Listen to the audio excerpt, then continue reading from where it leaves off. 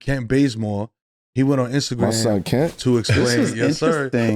the pros and cons, and y'all can speak to this, of being a third option on a team versus coming off the bench as a sixth man.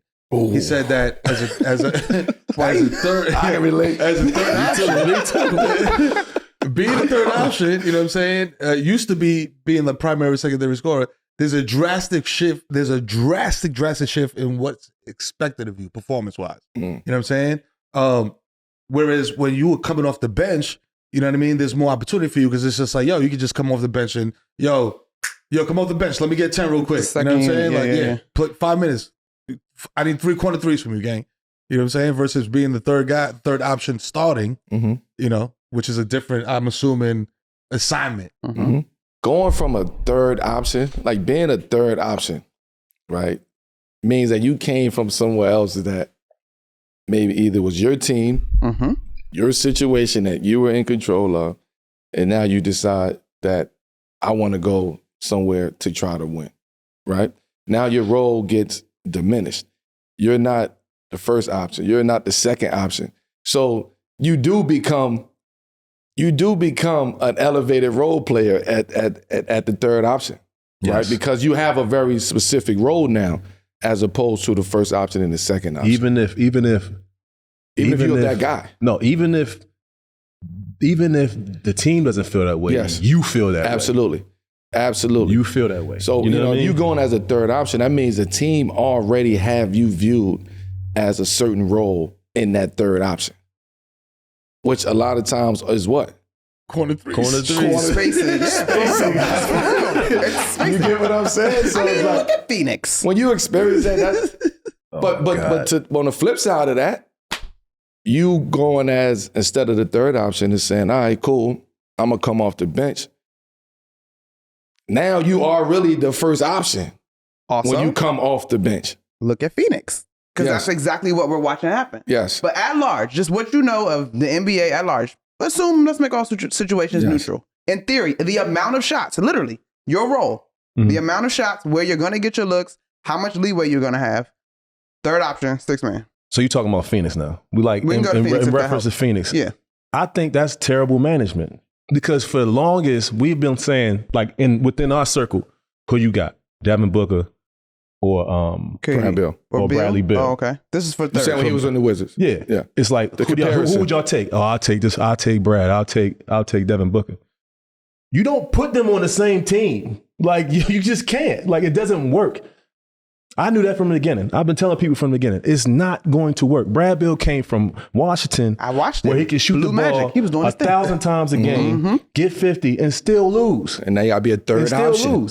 And now you expect him to be a third option. Yep. Like, yo, okay, it takes time to figure out, like, structure, hierarchy, but he's coming from being as free as he can be. Yeah. Free as he can be, the guy.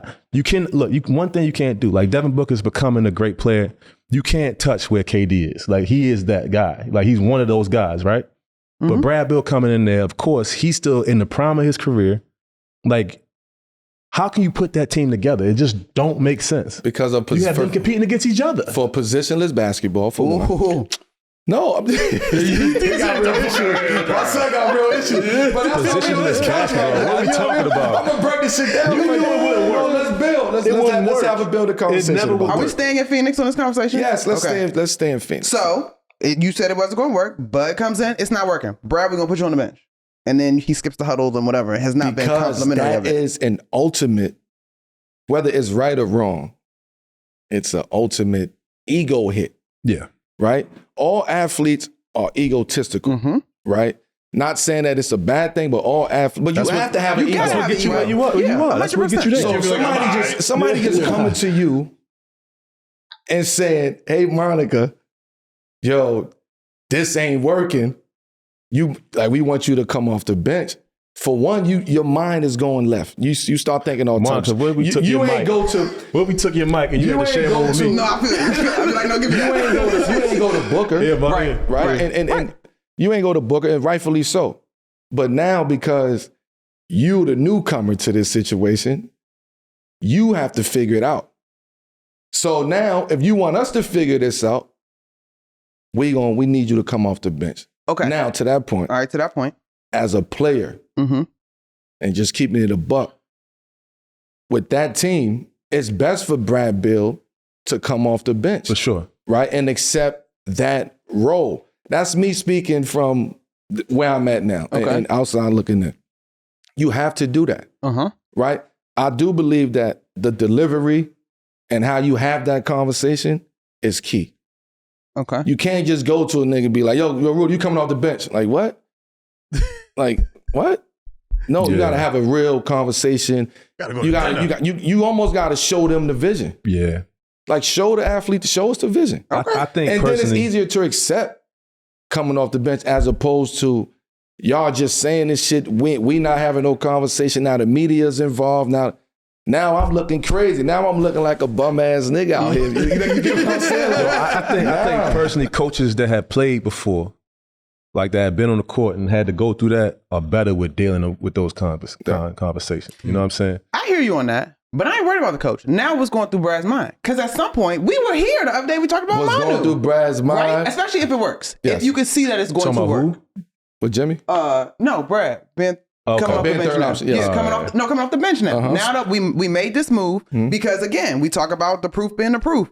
That team hasn't realized their promise yet. Yes. And I don't know how long that runway is, right? So now, I didn't like it. I took my ego hit. But what? Now you got to man up. Yeah.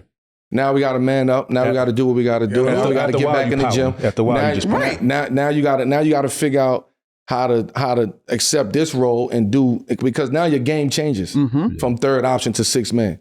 Now you can go back to being Brad Beal coming off the bench as sixth man, right? Whereas they don't look at you like that. They looking at you as a third option, as a 3-and-D guy.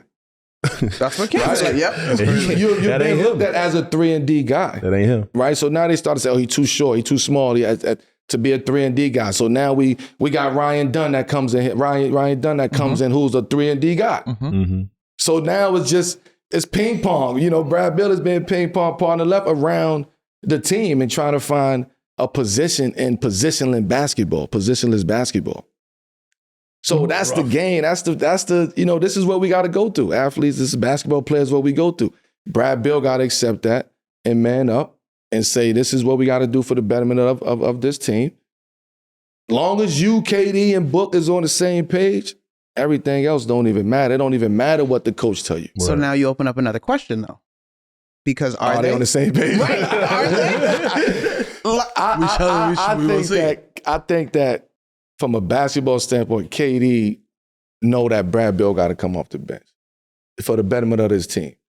But if you fighting that, Brad, then all right, you know what I mean? Like, okay, so real quick though, just on this conversation, when KD went to Golden State, I mean, he's not a third option. That doesn't apply to him. Yes. No. Right? Yes. Okay, so it's not. Okay, never mind. But he was a third option.